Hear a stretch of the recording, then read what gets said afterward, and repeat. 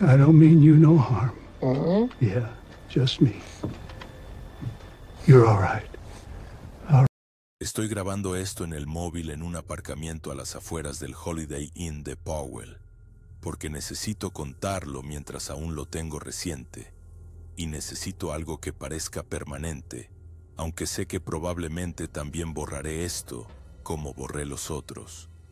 Me tiemblan tanto las manos que he tenido que apoyar el móvil contra el volante.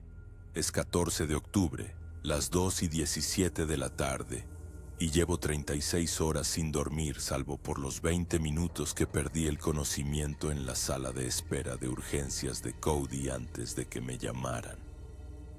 Me dieron 4 puntos sobre el ojo izquierdo y me preguntaron si quería hablar con alguien para recibir ayuda psicológica. Y dije que no.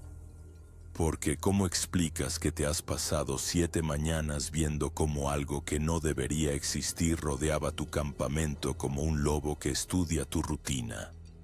El agente del sheriff del condado de Park que me trajo del valle de Dunoir me preguntó 2 veces si estaba seguro de no haberme dado un golpe más fuerte en la cabeza, si quizá me había afectado la altitud, si llevaba demasiado tiempo solo.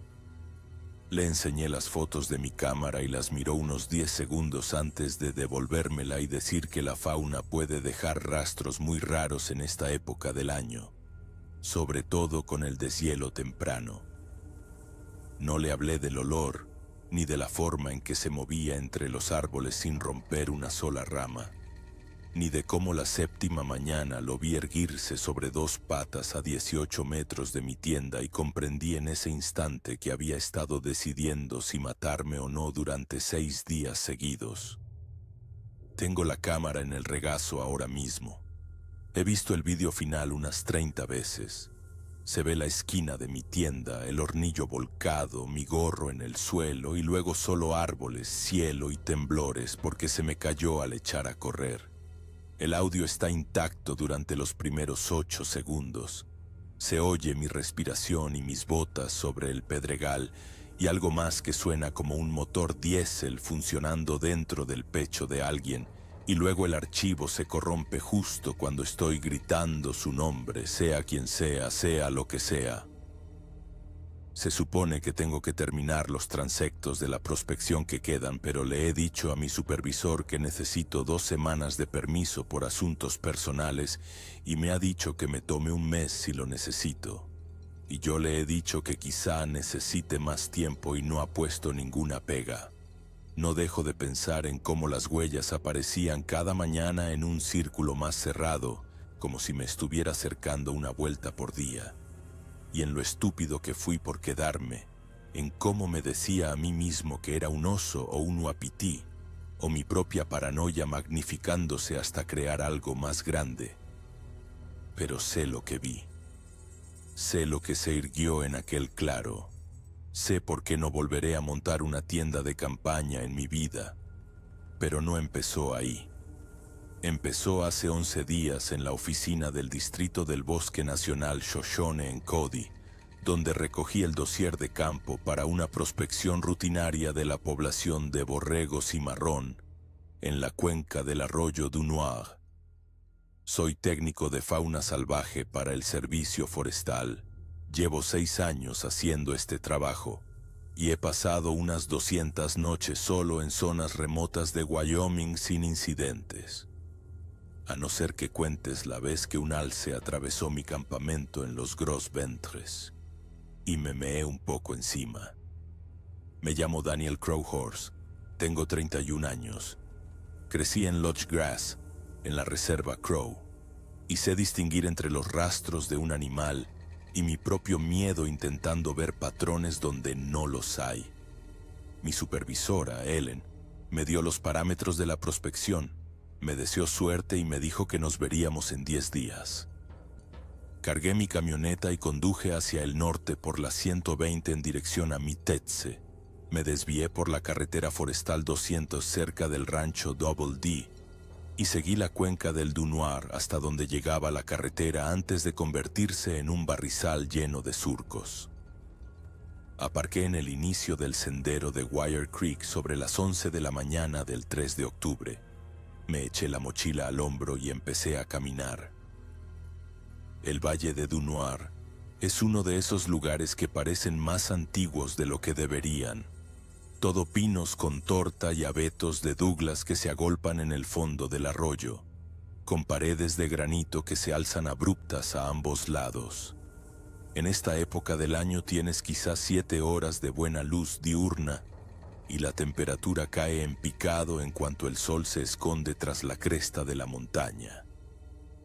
El sendero seguía el arroyo Dunoir durante los primeros 5 kilómetros, cruzándolo 2 veces sobre troncos que estaban resbaladizos por el musgo y que no parecían muy fiables bajo mi peso.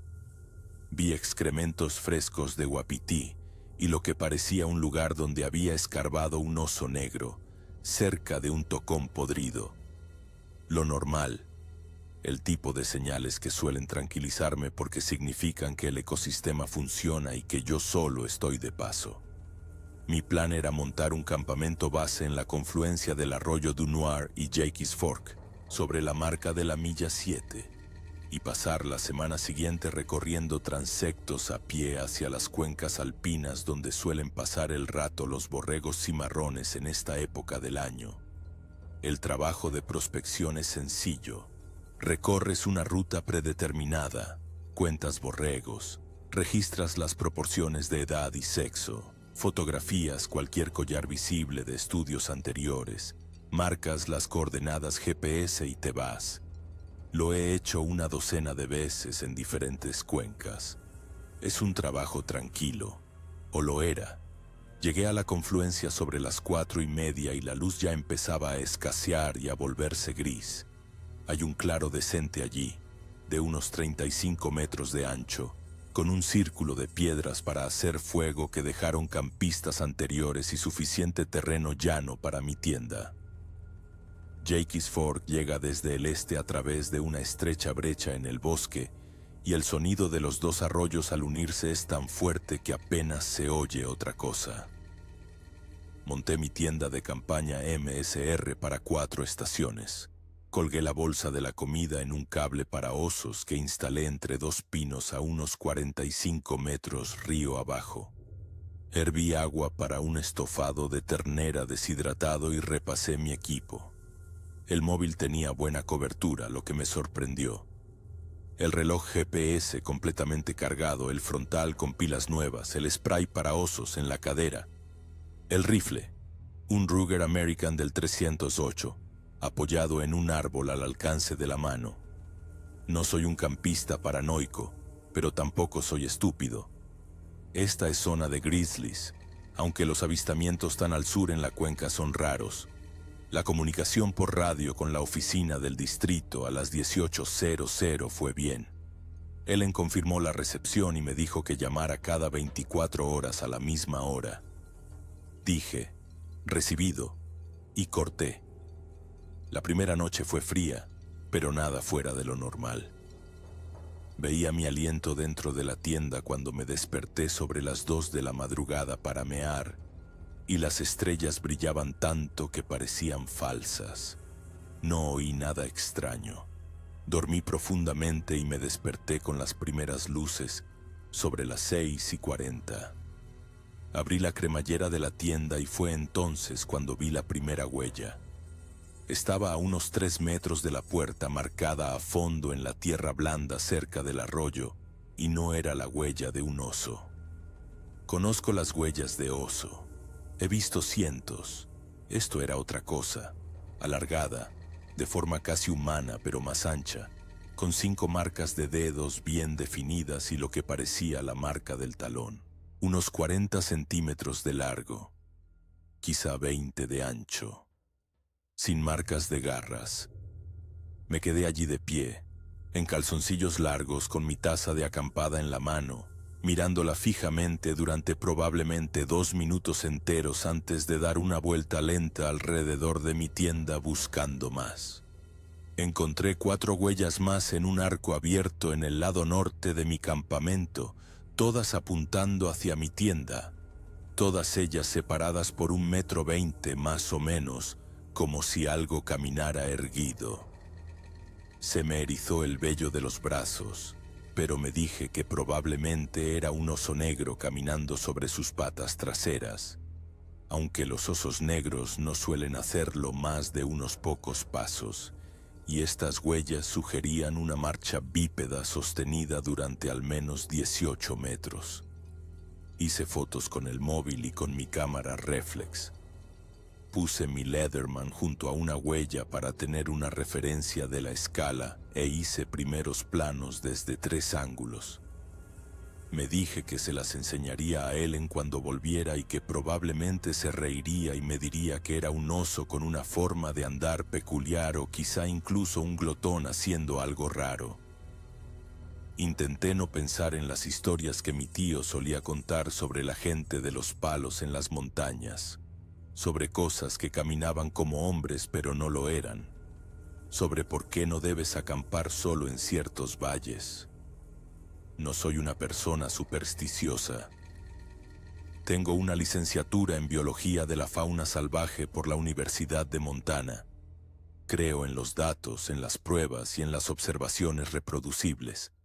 Pero de pie, allí, mirando aquellas huellas, sentí algo para lo que no tenía nombre, algo que se me asentó en el estómago como barro frío. Preparé café y avena e intenté centrarme en el trabajo. Mi primer transecto era una ruta circular de casi 10 kilómetros por la cresta este hasta una cuenca llamada Hidden Lakes, donde los recuentos de borregos suelen ser buenos. Preparé mi equipo de día: agua, algo de picar, GPS, prismáticos, cámara, spray para osos, radio, cuaderno, y empecé a caminar a las 8 de la mañana. La subida era empinada y sentía las piernas pesadas, probablemente solo por el cansancio residual del largo viaje en coche y la caminata del primer día, pero una parte de mí se preguntaba si había dormido tan bien como creía. El sendero de la cresta ascendía en zigzag a través de un denso bosque durante el primer 1,5 kilómetros antes de salir a laderas de talud abiertas donde las vistas se ampliaban. Podía ver la cordillera Absaroka extendiéndose hacia el norte, todo granito y neveros, y debajo de mí el valle de Dunoir era una hendidura de color verde oscuro con el hilo del arroyo reflejando la luz del sol. Era precioso. Era el tipo de vista que normalmente me hace olvidar todo lo demás. No vi ningún borrego en la cuenca de Hidden Lakes, pero encontré excrementos y huellas, y marqué las coordenadas. Para cuando bajé de nuevo al campamento eran casi las 5 de la tarde y la temperatura estaba cayendo en picado. Llamé a Ellen por radio a la hora prevista. Le di un breve resumen.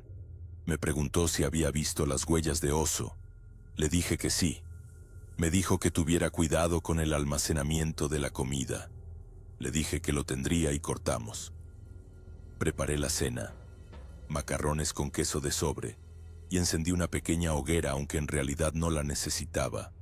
Solo quería la compañía de las llamas. Me senté allí, viendo cómo se consumía el fuego y escuchando el arroyo, intentando no pensar en las huellas. Sobre las 9 de la noche apagué el fuego, me lavé los dientes, me metí en la tienda, cerré la cremallera y me quedé tumbado en mi saco de dormir, escuchando. El arroyo sonaba fuerte, el viento se movía entre los pinos, sonidos normales. Me dormí sobre las 10:30. Me desperté a las 4:13 de la madrugada con el sonido de algo que pasaba caminando junto a mi tienda. No caminando, dando pasos lentos y deliberados sobre la tierra, a unos 2 metros de donde yo estaba tumbado.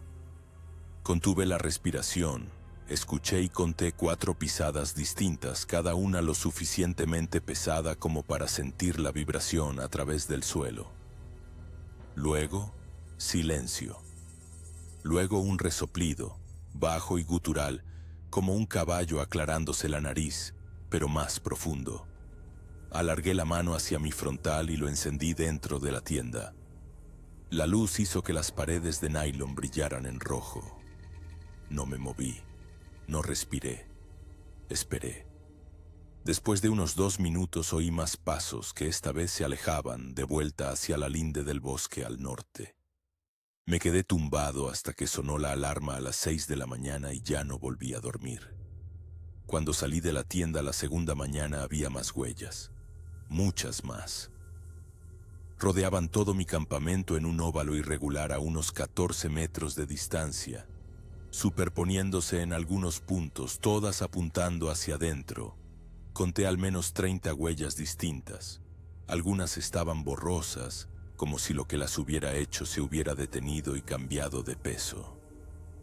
Cerca de donde tenía colgada la comida había marcas en la tierra donde algo había estado de pie un rato, y una de las ramas del árbol del cable para osos estaba doblada hacia abajo en un ángulo extraño, como si algo hubiera probado su peso. La bolsa de la comida estaba intacta. Comprobé los nudos y estaban exactamente como los había atado. A lo que fuera que rodeó mi campamento no le interesaba la comida. Me quedé allí de pie, con el café enfriándose en la mano, intentando encontrarle sentido. Un oso habría ido a por la comida, un puma habría dejado marcas de garras y no daría vueltas así. Los uapitís no caminan sobre 2 patas.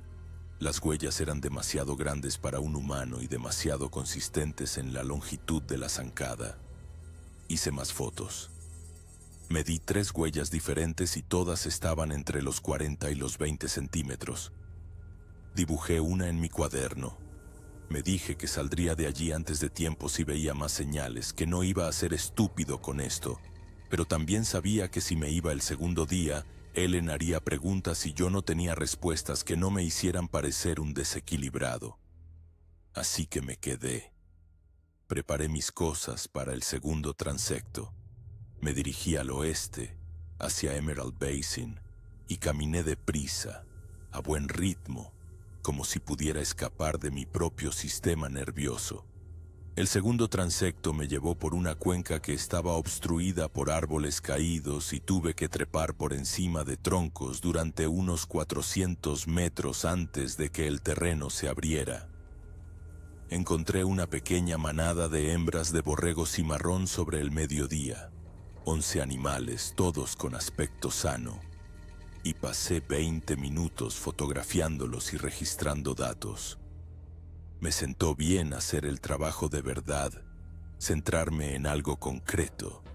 En el camino de vuelta empecé a pensar que quizá las huellas eran una broma, que quizá unos cazadores habían pasado por allí y me estaban tomando el pelo, que quizá había una explicación racional en la que simplemente no había pensado.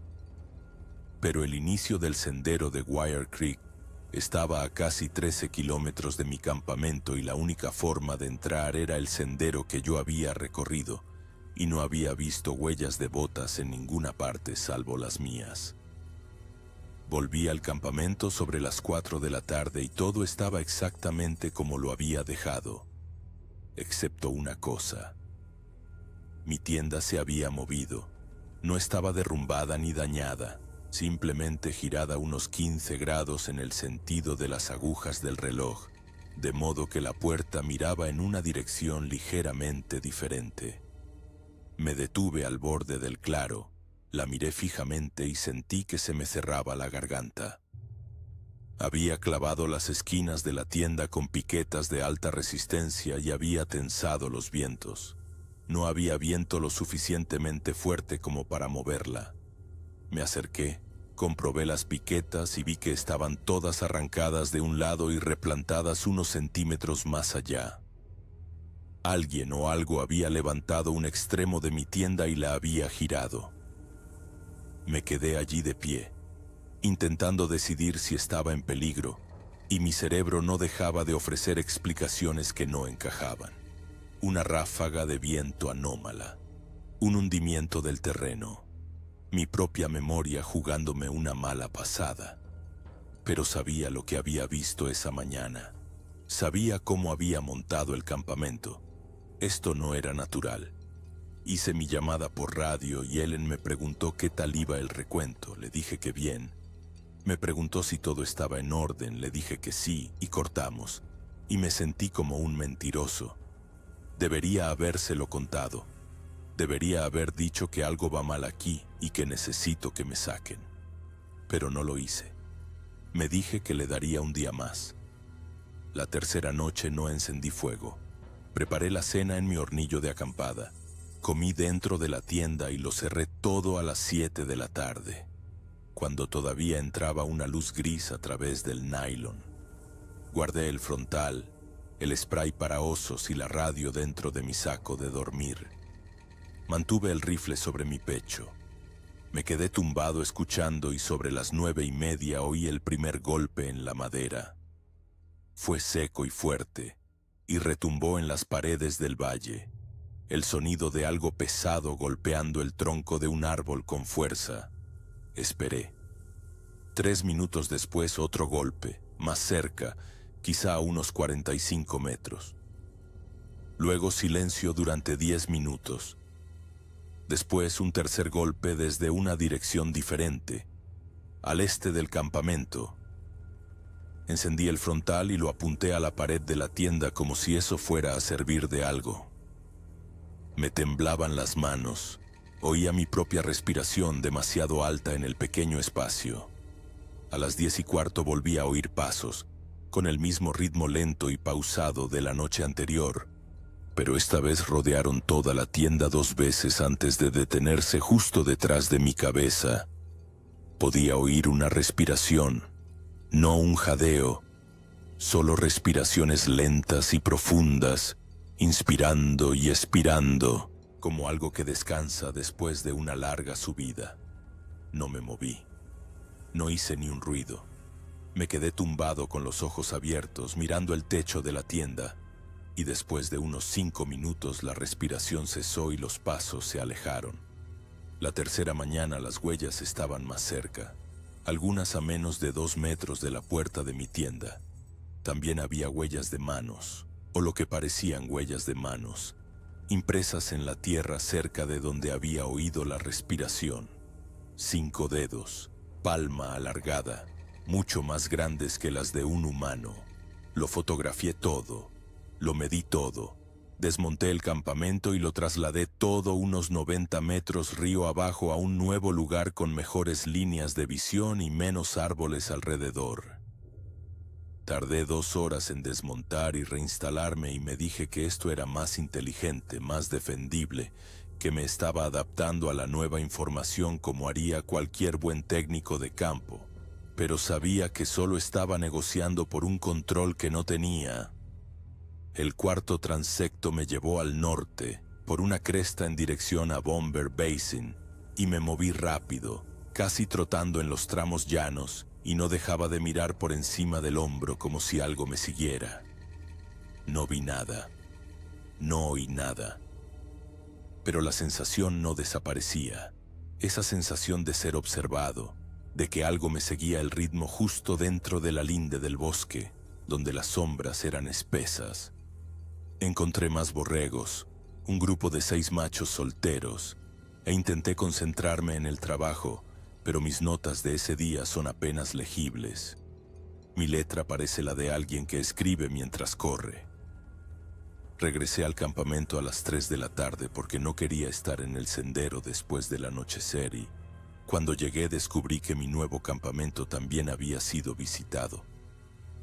La tienda estaba intacta, pero había huellas por todas partes, cruzando el claro, y uno de los árboles cercanos a mi comida colgada tenía arañazos frescos en la corteza a unos 2,5 metros del suelo, rasguños paralelos que parecían hechos por alguien que hubiera arrastrado los dedos por el tronco.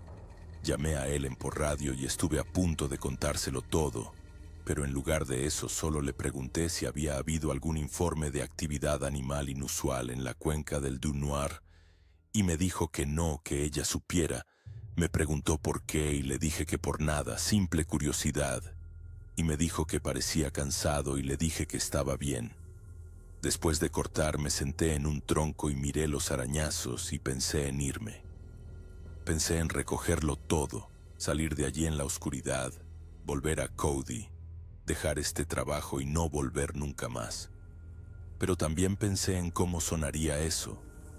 Pensé en explicarle a Ellen, a mi supervisor y a todos los demás que había abandonado una prospección porque me asusté por unas huellas.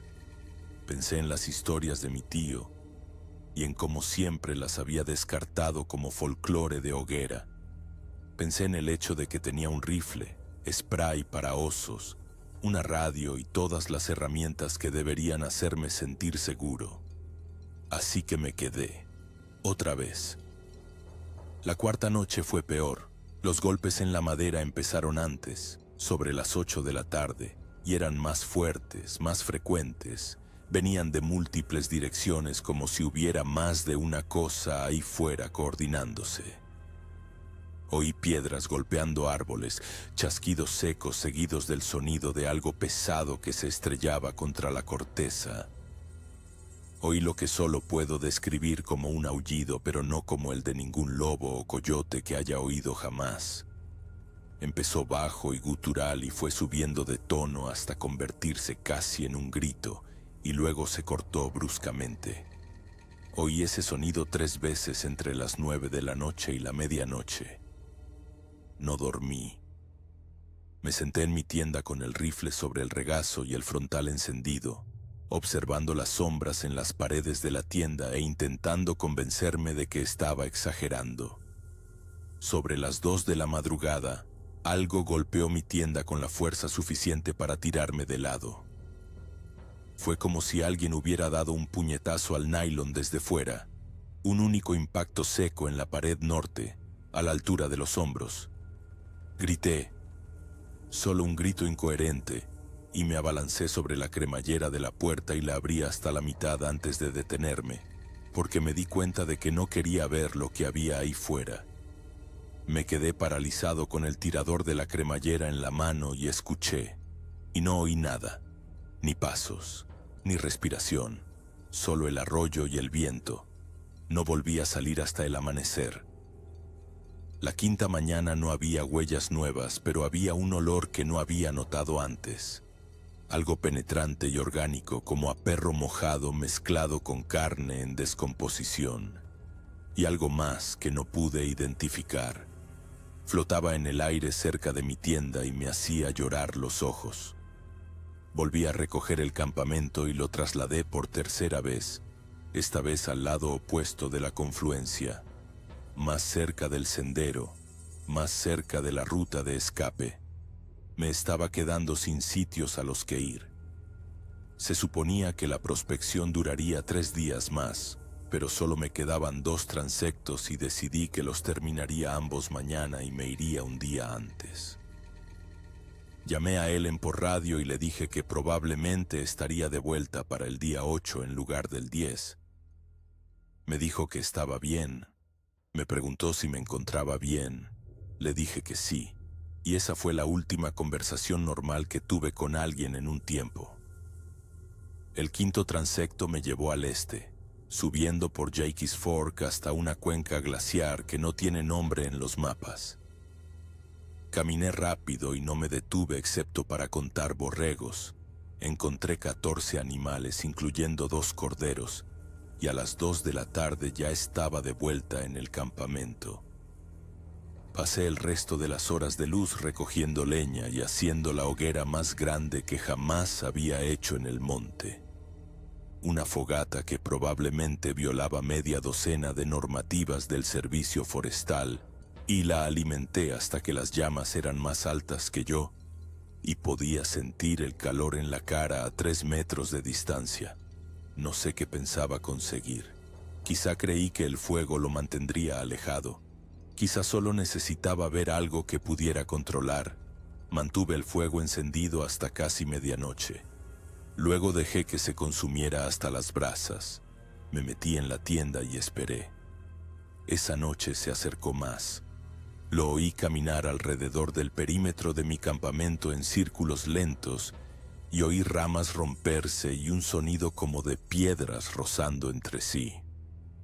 Lo oí detenerse fuera de mi tienda y oí de nuevo la respiración, tan cerca que creí poder sentir su calor a través del nylon. Me quedé tumbado con el dedo en el gatillo del rifle, sin moverme, sin respirar, y después de lo que me pareció una hora, se alejó. Miré mi reloj y eran las 3:17 de la madrugada. Me obligué a recordar esa hora porque sabía que necesitaría escribirla más tarde. 3:17 del 7 de octubre. La última hora que pasé sin creer. La sexta mañana ni me molesté en documentar las huellas. Había demasiadas. Toda la zona alrededor de mi tienda parecía una autopista de huellas, superpuestas y entrecruzadas, algunas tan frescas que aún se veía la humedad en las hendiduras. Desmonté el campamento de forma rápida y descuidada, metiendo el equipo en la mochila sin organizarlo, y moví mi tienda una última vez a un lugar justo en el cruce del sendero y el arroyo du Noir, donde tenía la máxima visibilidad en todas las direcciones, sin árboles lo suficientemente cerca como para esconderse detrás, sin cobertura en 30 metros a la redonda. Monté la tienda y luego recogí rocas y construí una tosca barrera semicircular en el lado norte. Solo un muro a la altura de las espinillas que no detendría nada, pero que me hizo sentir que tenía un perímetro. Estaba pensando como una presa. Lo sabía y no me importaba. Se suponía que el último transecto me llevaría al sur, a Tipi Basin, pero no fui. Me dije que lo haría por la mañana, que necesitaba descansar, que un transecto perdido no invalidaría la prospección. La verdad es que tenía demasiado miedo para abandonar el campamento. Pasé todo el día sentado en una roca con el rifle sobre las rodillas y los ojos fijos en la linde del bosque. No vi nada.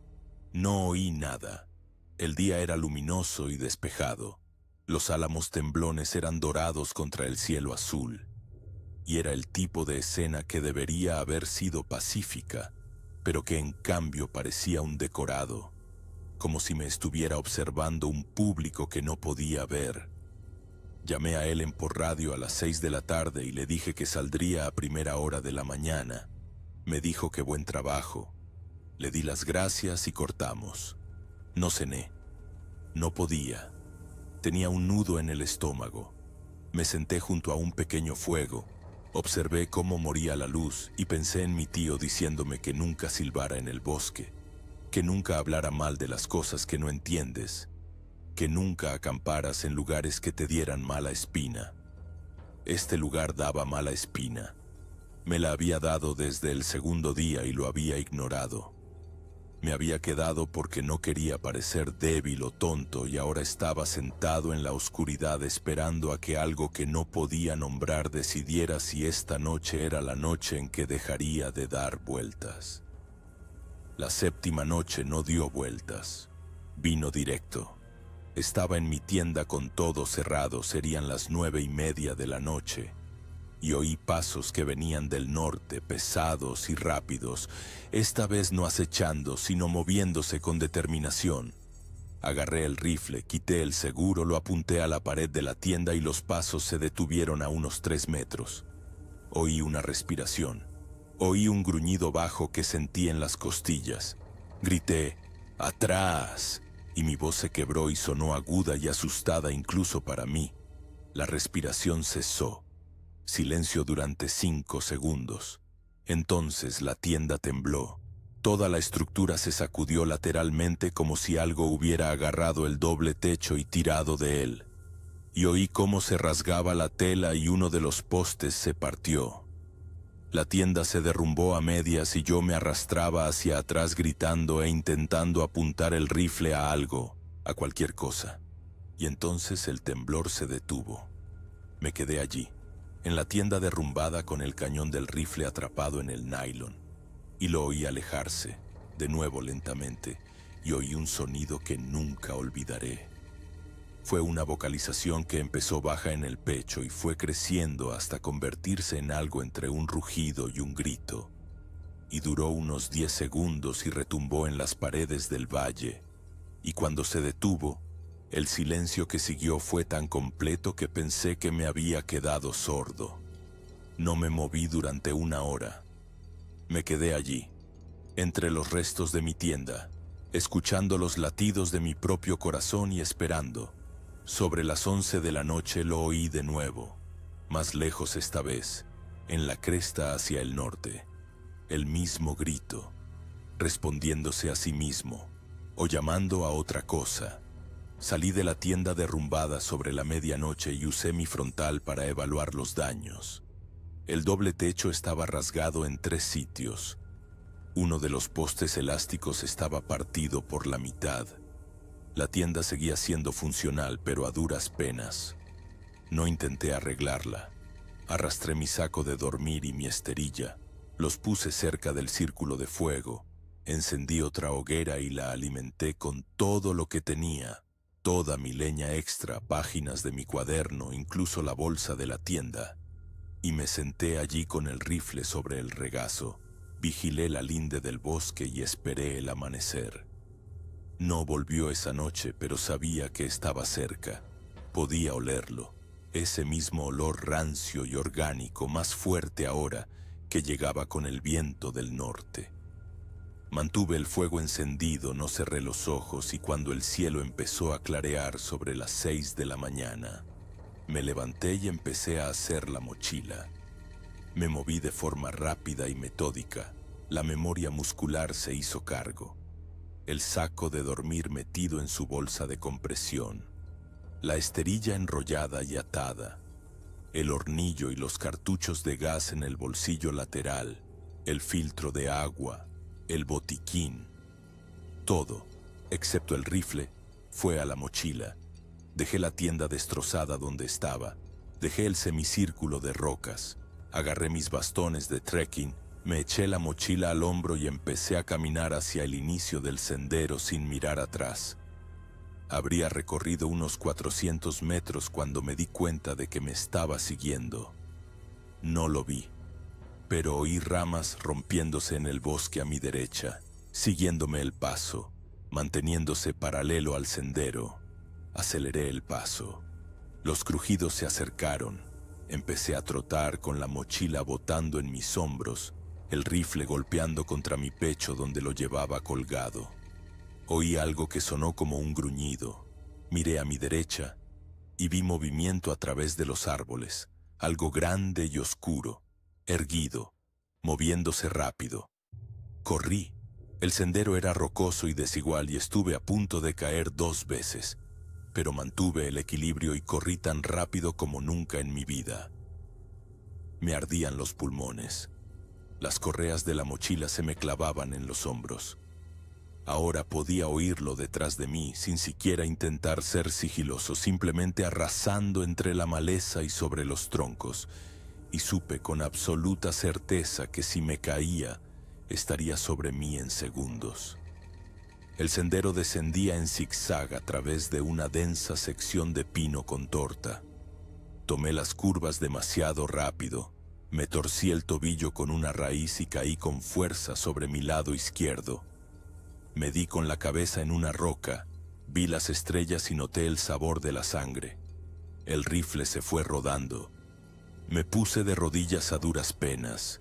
Miré hacia atrás y allí estaba, de pie en lo alto del zigzag, a unos 18 metros, erguido, 2,5 metros de altura, quizá más, cubierto de un pelo espeso y enmarañado de color marrón rojizo oscuro, hombros más anchos que los de cualquier humano, más anchos de lo que parecía posible, brazos demasiado largos que colgaban por debajo de las rodillas, la cara parcialmente oculta por el pelo, pero pude ver los ojos oscuros y reflectantes, y la boca abierta mostrando los dientes.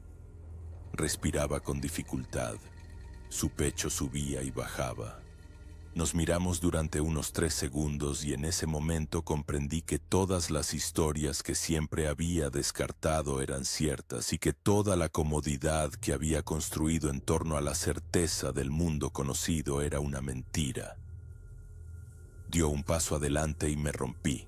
Dejé el rifle, dejé mi mochila. Me puse en pie y corrí sendero abajo sin volver a mirar atrás. Lo oí detrás de mí durante otros 100 metros y luego los sonidos cesaron, pero seguí corriendo de todos modos.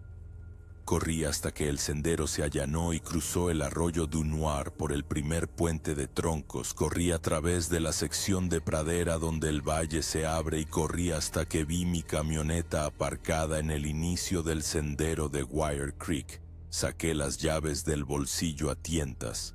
Abrí la puerta, me tiré dentro y cerré los seguros. Me quedé allí sentado, temblando, sangrando e intentando respirar. El ojo izquierdo se me estaba hinchando y notaba la sangre correr por mi cara. El tobillo ya se estaba poniendo como un globo. Arranqué la camioneta, el motor se encendió y nunca en mi vida me había sentido tan agradecido por un sonido.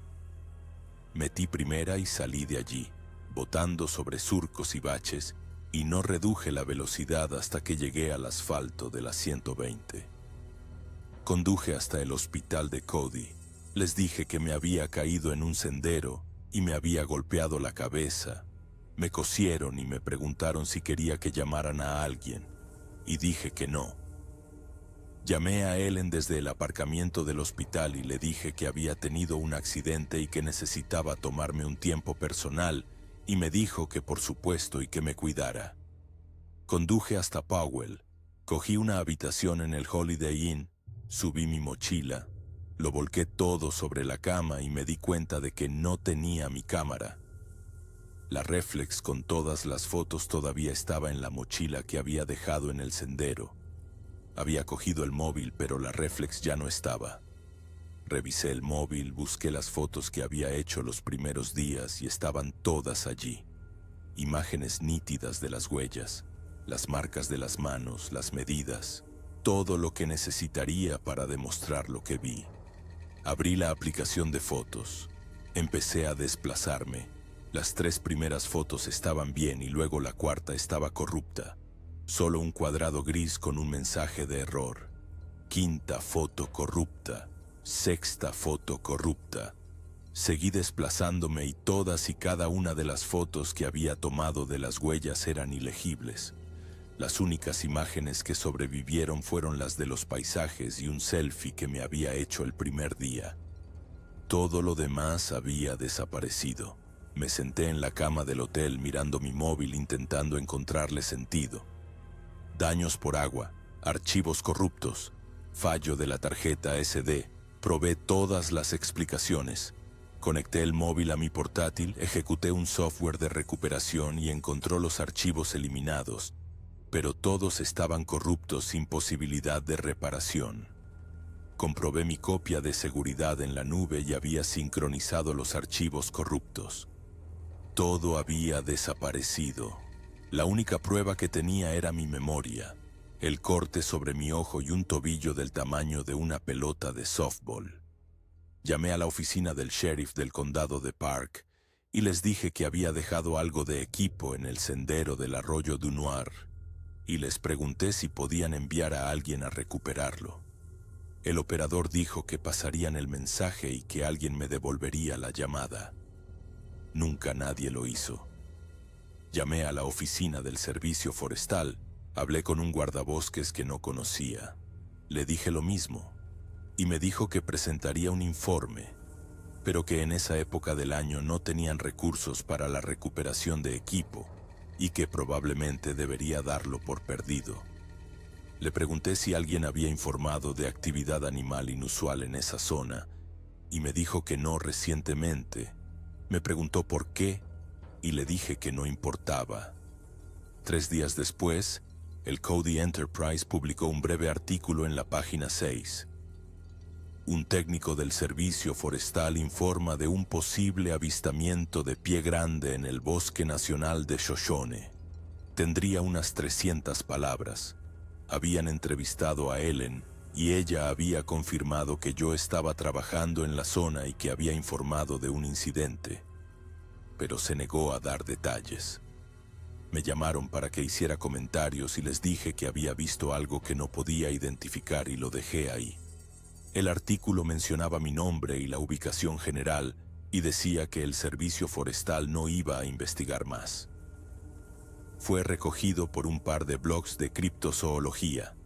Alguien lo publicó en Reddit y consiguió unos 200 votos positivos y un montón de comentarios que lo tachaban de falso.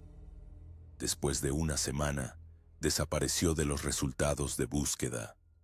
Terminé la prospección desde la habitación del hotel.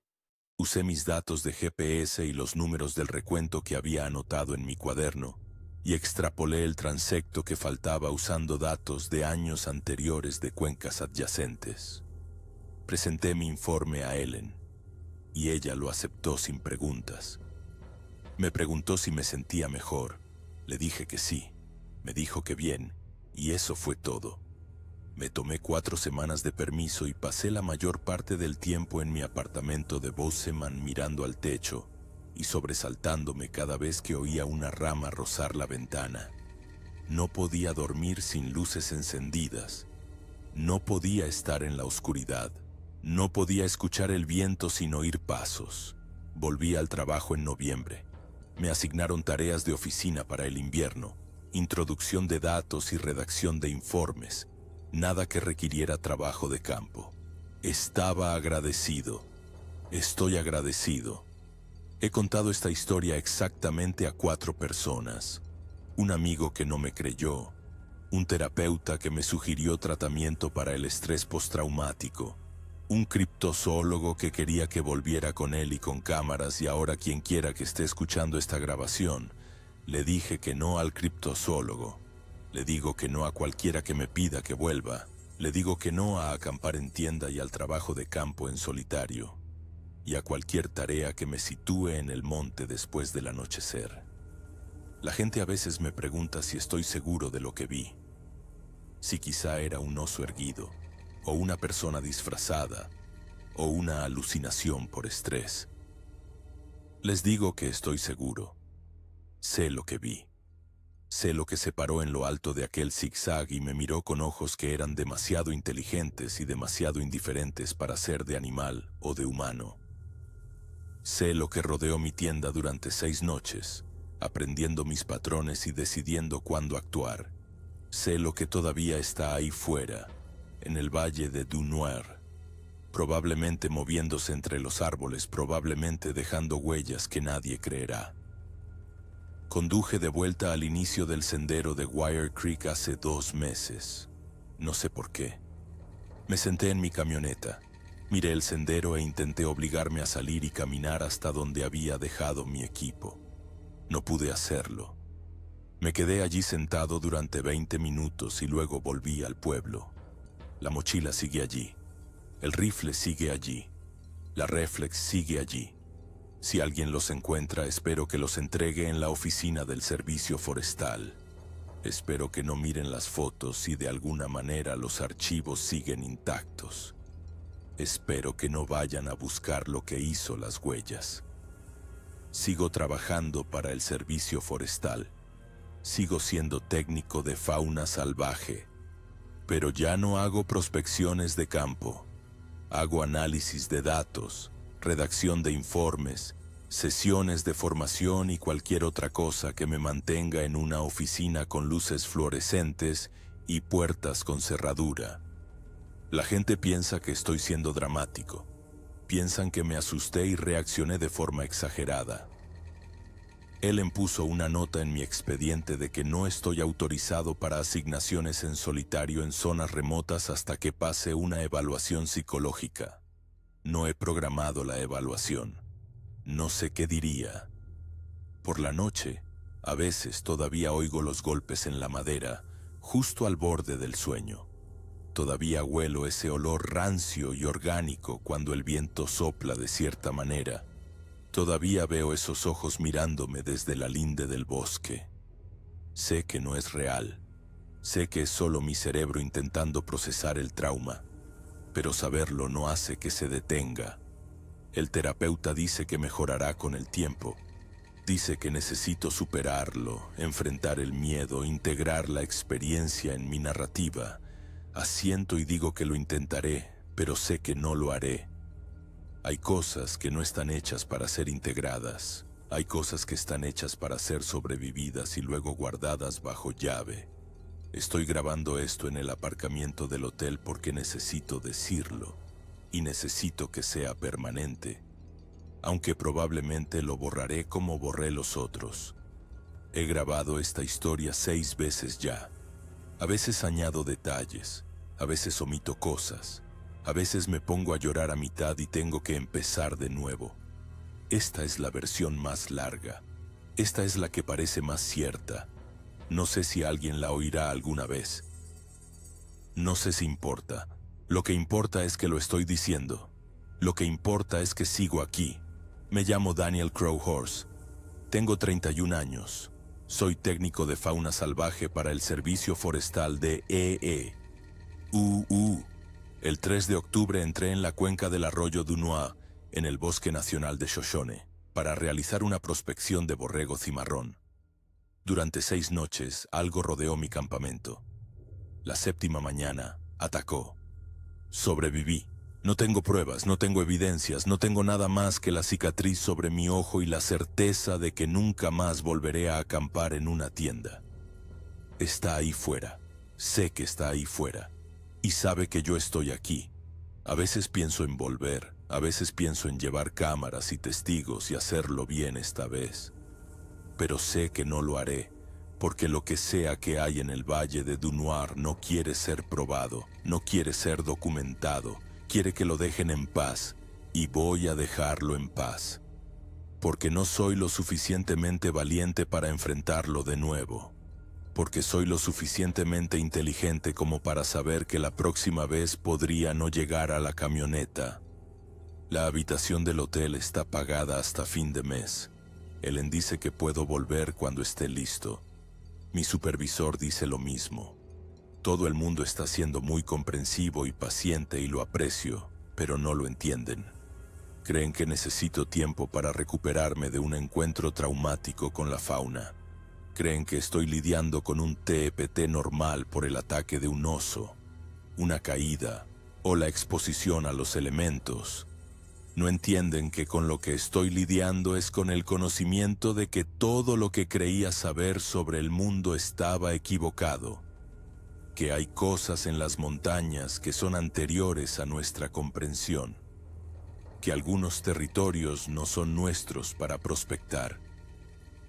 No dejo de pensar en las huellas acercándose cada mañana, en la tienda movida, en la 7ª noche cuando vino directo. Sigo pensando que nunca estuvo decidiendo si matarme. Estaba decidiendo si valía la pena el esfuerzo de matarme, y el 7º día decidió que no. Me dejó correr. Podría haberme alcanzado en ese sendero. Sé que podría haberlo hecho, pero dejó de perseguirme. Me dejó ir. No sé si eso me convierte en afortunado o en alguien marcado. A veces consulto el Cody Enterprise en internet para ver si alguien más ha informado de algo. Hubo un artículo en noviembre sobre un cazador que encontró huellas inusuales cerca de Sunlight Basin, a unos 65 kilómetros al norte de donde yo estaba. El servicio forestal investigó y las calificó de huellas de oso. Hubo otra mención en diciembre, alguien que informó de golpes en la madera cerca de Kirwin. Esa vez no hubo investigación. El patrón es siempre el mismo. Alguien ve algo, alguien lo denuncia, se descarta. La vida continúa. Quizá es así como se supone que debe funcionar. Quizá el mundo no puede soportar la alternativa. A mi móvil le queda un 23% de batería. Probablemente debería dejar de grabar pronto. Probablemente debería borrar esto como borré los otros. Pero quizá lo guarde esta vez. Quizá lo suba a algún sitio. Quizá alguien más ahí fuera tenga una historia como la mía y necesite saber que no está loco. O quizá simplemente lo guarde en mi móvil como un recordatorio de que sobreviví. Un recordatorio de que algunas cosas no pueden ser explicadas, probadas o entendidas. Un recordatorio de mantenerme alejado del Valle de Dunois. El sol se está poniendo. Puedo verlo en el retrovisor lateral, hundiéndose detrás de las montañas al oeste.